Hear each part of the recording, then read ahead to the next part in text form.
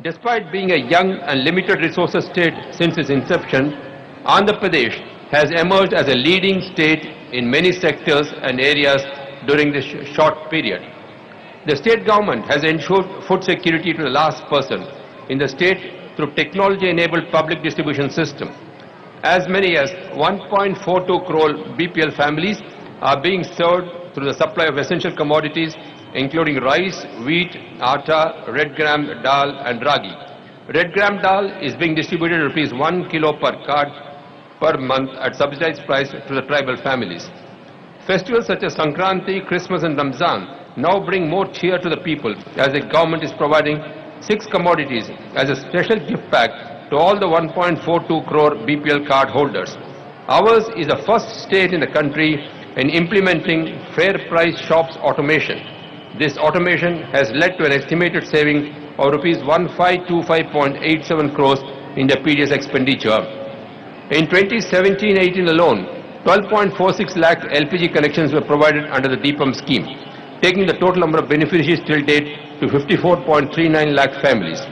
In a new initiative, the government launched the Chandrana Village Mall in Guntur and Vijayawada as a pilot project. The existing fair price shops will function as Chandrana Village Malls with the objective of providing branded products at affordable prices to consumers living away from urban areas. In the first phase, the government is proposing to develop 6,500 malls across the state. My government has laid special emphasis on extending affordable health care to every individual across the remote areas of the state. In order to provide qualitative and timely health and medical care services to the needy public, the government has taken up various schemes including the Dr. NTR Vaidya Seva, Rural Emergency Health Transport System, Chandrana Sanchara Chikitsa and family welfare programs under the National Health Mission among others. Under the NTR Vaidya Pariksha, free clinical laboratory services and X-ray services are being provided to the poor in government hospitals. A helpline for pregnant women 102 call center is operational.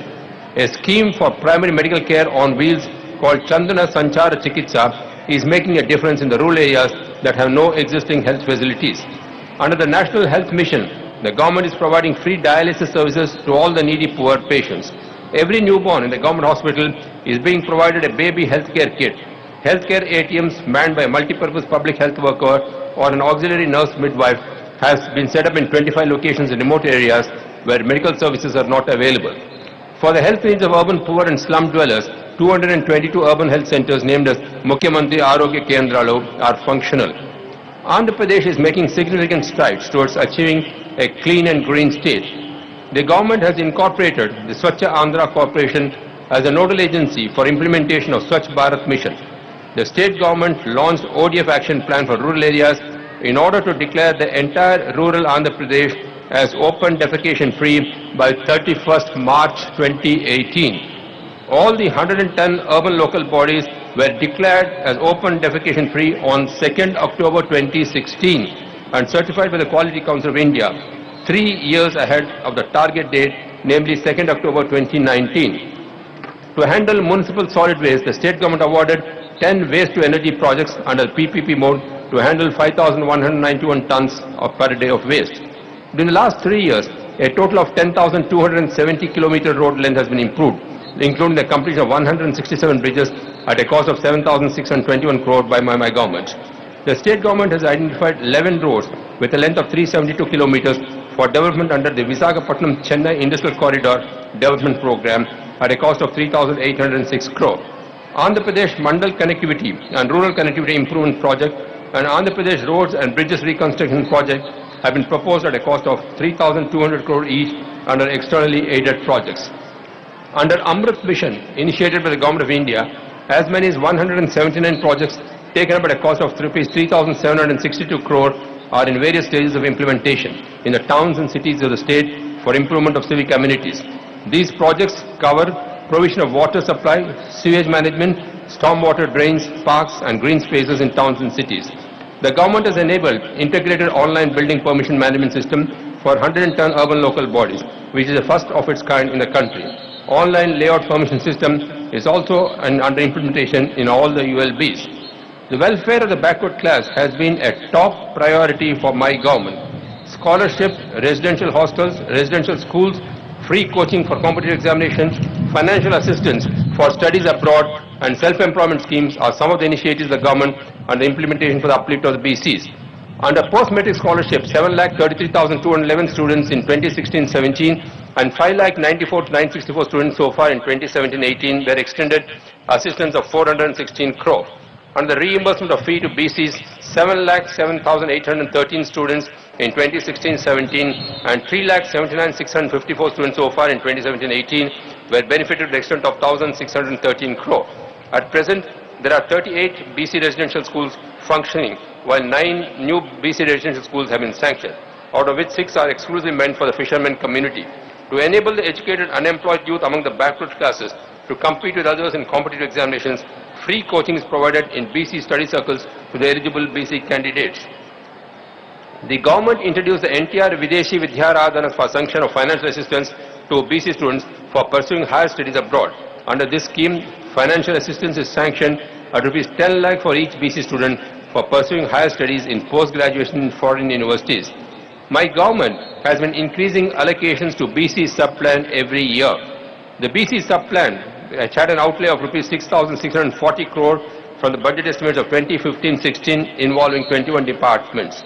In the year 2016-17, the government decided to cover 33 departments and earmarked ₹8,832.15 crore, increasing the BC sub-plan by 2,191.65 crore. During the year 2017-18, the BC component was prepared for an outlay of ₹10,000 crore involving 37 departments. In response to the long-standing demand, the government constituted a commission to go into the issue of including Kapu community in BCF category. Subsequently, the Andhra Pradesh Assembly unanimously passed a bill to give 5% reservation to Kapu, Telaga, Balijan, Ontari community in government jobs and education institutions. My government is committed not to affect the reservation benefits of existing backward classes in any manner. The Assembly also passed a resolution appealing to the Union government to include the Valmiki and the Boya communities in the list of scheduled tribes. A new scheme, Chandrana Pelli Kanuka, with an aim to extend financial assistance with the performance of marriages for brides belonging to BCs is being introduced. Under this scheme, a one-time financial assistance of ₹30,000 will be provided to brides from backward classes during 2017-18 financial year. It is proposed to assist 40,000 brides from the BC community with an outlay of Somasila high-level canal is expected to be completed at an estimated cost of 832.91 crore by March 2018. During the last 3 years, 101 lift irrigation schemes creating a new irrigation potential of 1.40 lakh acres have been commissioned, and 430 lift irrigation schemes have been revived, stabilizing 2.89 lakh acres. My government's ultimate goal is to achieve drought proofing by ensuring water security, double-digit growth of the state, and improve the economic status and happiness index of farmers. The focused efforts of my government to project Andhra Pradesh as a sunrise state have reaped benefits on the industrial front. Growth of industrial sector in 2016-17 in AP was higher than that of national growth. While AP grew by 10.16%, the national average was 8.31%. Likewise, in the manufacturing sector, Andhra Pradesh stood at 13.04%, while that of India was 10.31%. The state developed enabling policy environment with release of industrial and sector-specific policies such as aerospace and defense manufacturing, automobile and auto components, biotechnology, food processing, and retail trade. Andhra Pradesh ranked number 1 on ease of doing business in 2016, improving its rank from second in 2015. The single desk portal launched in April 2015 provided approvals within 21 days, covering 55 services across 17 departments. Over 24,000 approvals have been provided to the SDP since its launch, with 98.6% compliance in the last 6 months. In another initiative, AP Public Service Delivery Guarantee Act 2017 was enacted with timelines stipulated for delivery of 74 public services across 22 departments. Till date, 1,900 projects have been proposed with a committed investment of 13.047 lakh crore, which is expected to provide nearly 30 lakh employment. 4 nodes are proposed under Visakhapatnam-Chennai Industrial Corridor, which includes Visakhapatnam, Nakapalli, Achutapuram, Machilipatnam, Srikalahasti, Erapadu and Donakonda. The Krishnapatnam node is to be developed in phase 1. Conceptual master plan has been approved by DIPP. The coastal economic zone is being developed in Krishnapatnam, Nellore district. The government is working on creating an ecosystem for electric vehicles in the state and plans to soon come out with a comprehensive electric vehicles policy. The milestones achieved by the government of Andhra Pradesh in the challenging journey of development of Amaravati are spectacular given the short span of time. I take an appreciative note of the unrivaled pace of development of Amaravati in the history of greenfield developments across the globe. The Praja Rajdhani has entered crucial phase of construction after successful completion of innovative and voluntary land pooling and master planning for the city. The innovative land pooling scheme has brought global recognition to Amaravati in the realm of participative development and is poised to become a case study in many academic institutes of the state of repute. Successful shifting of the Secretariat, Legislative Assembly and Legislative Council to the transit government complex in Amaravati by building them in a record time of 190 days is a significant achievement that has brought the governance to the doorstep of the people, increased the confidence of the investors. Amaravati has been envisioned not just as an administrative core capital but also as a vibrant economic hub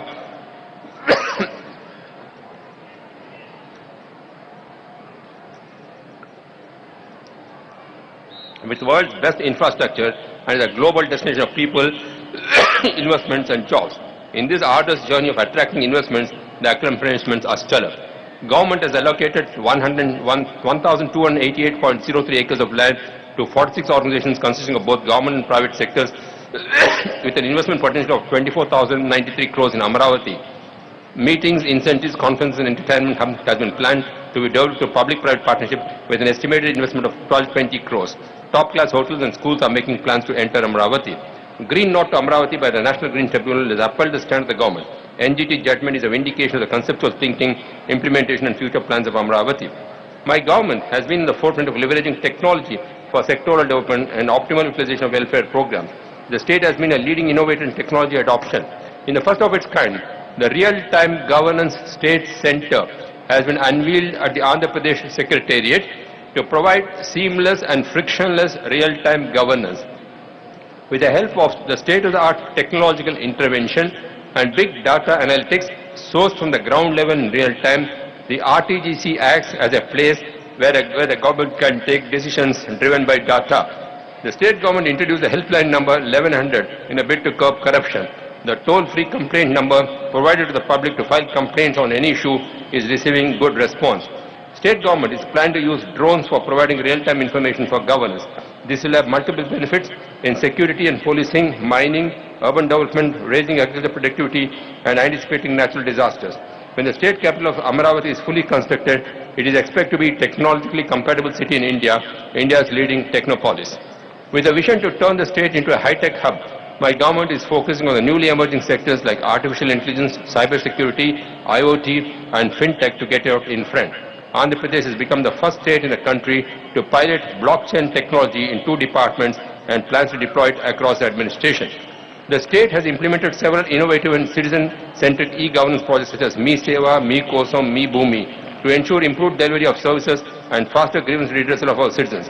The E-Pragati Authority has been pioneering and leading agency in changing the entire approach of the government of Andhra Pradesh operations, making government agencies more responsible, accountable, citizen-centric and active. Andhra Pradesh has emerged as a sunrise state that provides the right climate for the growth of IT business and is now one of the most preferred destinations in the country. The government has developed a strong vision for the IT sector in the state to enable the creation of 1 lakh IT jobs and bring in investments worth $2 billion. It also envisions to create 2 lakh jobs in the electronic sector and bring investment worth $5 billion in the electronic sector. The state is setting 6 IT SEZs in the state and is planning to have 3 electronics manufacturing clusters. The government is focusing on emerging technologies in the field of cybersecurity, fintech, robotics, analytics, etc. The state has developed four incubation centers at Visakhapatnam, Kakinada, Tirupati and Anantapur. International Institute of Digital Technologies, Tirupati, a world-class institute of digital technologies, has been made operational in 2017. The government has targeted to ensure at least 1% to be digitally literate in each household in rural areas, training 1 crore beneficiaries across 13 districts. My government aims to make the state among the top 3 preferred destinations in India by 2022. Presently, Andhra Pradesh ranks 3rd in the country in terms of domestic tourist arrivals. Andhra Pradesh has been a best performer in power sector. A pioneer in power reforms, the state is now power surplus. Andhra Pradesh is one of the first states selected for the rollout of the Power for All program. In the past 3 years, it has the distinction of achieving 100% electrification to become the 3rd state in the country to achieve this.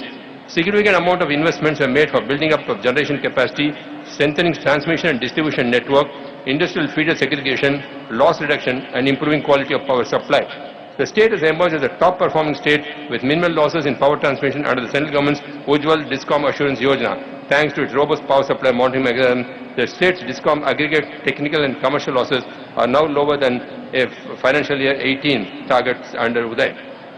The vision of this government is to bring an ideal form of governance for the people of Andhra Pradesh, and that is within our grasp. It is committed towards comprehensive development and growth of the state through technological advancement and innovations. అంతర్జాతీయ ప్రమాణాలకు కీటుగా ప్రజల సంతోషం కోసం ఏ విషయంలోనూ రాజీ పడకుండా నా ప్రభుత్వం రాష్ట్రాన్ని అభివృద్ధి పథంలో నడిపిస్తున్నది. ఆ ఉద్దేశంతోనే ప్రభుత్వం యంత్రాంగంలో హ్యాపీనెస్ ఇండెక్స్ శాఖను నెలకొల్పి ఆంధ్రప్రదేశ్ ప్రభుత్వం భవిష్యత్తును దృష్టిలో పెట్టుకొని చేపట్టిన అనేక కార్యక్రమాలు అందరి మన్ననలు పొందుతున్నాయి. ప్రజల సంక్షేమం కోసం పాటుపడి వారి మెప్పు పొందడం కంటే మించిన గౌరవం ఏదీ లేదని నా ప్రభుత్వం విశ్వసిస్తుంది. ఈ దిశగా నా ప్రభుత్వం ఎప్పుడూ కృషి చేస్తుంది. మీ అందరికీ మరొకసారి గణతంత్ర దినోత్సవ శుభాకాంక్షలు. ధన్యవాదాలు. జై హింద్.